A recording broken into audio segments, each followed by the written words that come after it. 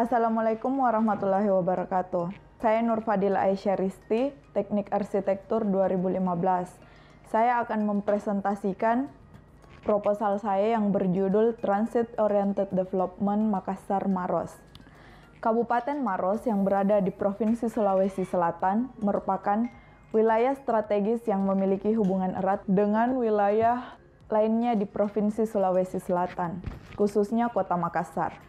Kota Makassar adalah salah satu kota yang memiliki permasalahan kepadatan transportasi yang tidak terintegrasi antar kawasan.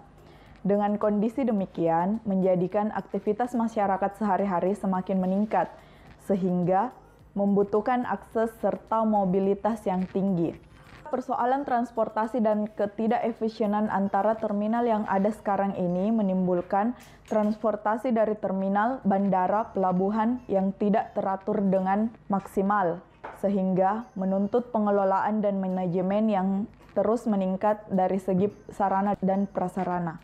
Perlu adanya perancangan untuk menormalkan keadaan transportasi pada Kota Makassar dengan peningkatan moda transportasi umum, jalur pedestrian, manajemen lalu lintas orang dan barang yang tidak saling mengganggu, serta penataan ruang dan jalur transportasi pada wilayah Maminasata, seperti pengembangan stasiun Makassar Parepare yang akan direncanakan di Kabupaten Maros. Dalam hal ini, menggunakan prinsip pengembangan kawasan urban yang memaksimalkan jumlah ruang hunian, kawasan bisnis, dan tempat hiburan dengan jarak yang dekat dari akses transportasi umum atau biasa disebut TOD. Masalah perancangan. Yang pertama, bagaimana mengatur sistem sirkulasi dan menentukan penentuan berbagai fasilitas pendukung sehingga tertatanya kawasan transit oriented development.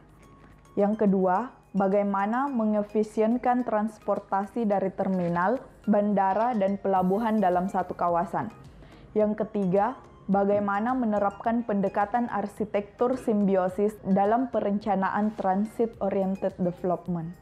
Tinjauan umum perancangan, yaitu transit oriented development, manfaat transit oriented development, ciri-ciri, dan karakteristik fisik transit oriented development. Ciri-ciri tata ruang transit oriented development, yaitu yang pertama, penggunaan ruang campuran yang terdiri dari pemukiman, perkantoran, serta fasilitas pendukung lainnya, dan angka pemakaian transportasi publik. Yang kedua, kepadatan penduduk yang tinggi yang ditandai dengan bangunan apartemen, kondominium, dan berkurangnya angka kecelakaan lalu lintas. Yang ketiga, tersedianya berbagai fasilitas seperti pusat perbelanjaan, fasilitas kesehatan, fasilitas pendidikan, hiburan, olahraga, dan perbankan. Keuntungan dari diterapkannya transit oriented development. Dari segi perancangan transportasi, yaitu yang pertama, menciptakan pola pembangunan kota untuk pengembangan kawasan secara terintegrasi. Yang kedua, merencanakan lingkungan dengan fungsi campuran atau mixed use dengan walkable terhadap pejalan kaki pada area transit. Dari segi lingkungan, yang pertama, meningkatkan kualitas udara, menghemat penggunaan energi, dan membuat lingkungan yang berkelanjutan. Yang kedua, mengurangi ketergantungan pada kendaraan bermotor pada lingkungan yang didominasi oleh kendaraan bermotor. Tinjauan umum lokasi. Wilayah metropolitan Maminasata atau juga disebut Metropolitan Maminasata meliputi Kota Makassar, Kabupaten Maros, Goa, Takalar yang dibentuk berdasarkan SK Gubernur Provinsi Sulawesi Selatan tahun 2003. Wilayah Maminasata mencakup seluruh kecamatan di Kota Makassar dan Kabupaten Takalar, kecuali 2 dari 14 kecamatan di Maros dan 6 dari kecamatan di Goa. Pengecualian tersebut dilakukan mengingat jarak lokasi kecamatan yang jauh dari wilayah metropolitan. Luas wilayah Maminasata adalah 2.462,3 km persegi dengan total jumlah penduduk sekitar 2,6 juta ribu. Data tahun 2013. Gambaran umum lokasi Di sini ada 3 kecamatan, ketiganya itu masuk dalam lokasi perancangan Maminasata, yaitu Kecamatan Biringkanaya, Marusu, dan Mandai. Studi banding, stasiun MRT Buangkok berada di Singapura. Stasiun ini dibuka pada tanggal 15 Januari 2006 dan memiliki struktur bawah tanah.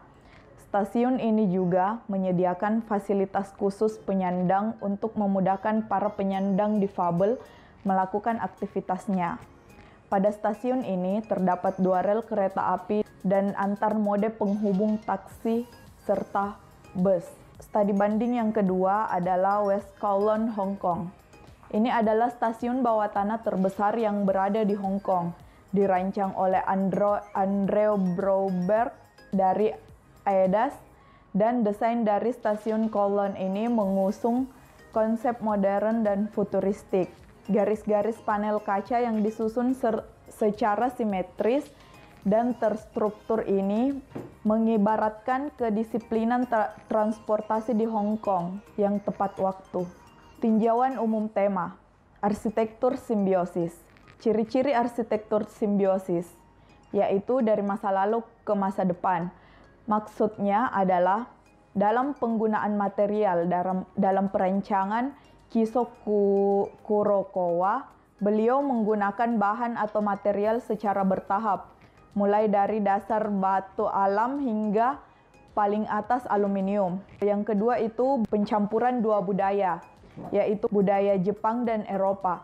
Maksud dari simbiosis ini adalah menggabungkan antara 2 budaya dalam satu bangunan, serta dalam perancangan Kiso Kurokawa, yaitu Fukuoka Saeshida Memochi, yang mendesain jendela dan kisi menggunakan arsitektur Jepang, sedangkan menara dan dinding memiliki konotasi dan tanda-tanda budaya Eropa.